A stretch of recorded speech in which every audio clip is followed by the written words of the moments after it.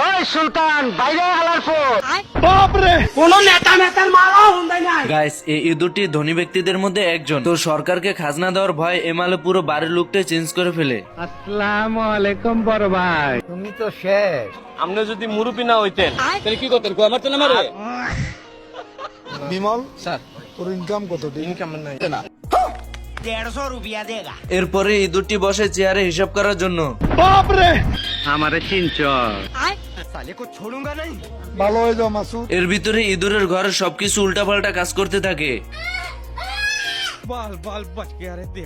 এইদিকে অফিসার ভাবতে থাকে তার বাংলা মদের কারণে এসব ভুলভাল জিনিস দেখছে, তাই মদের বোতলটিকে ফেলে দেয় এবং সত্যিটা দেখার জন্য আবার ইঁদুরের বাড়িতে চলে যায়।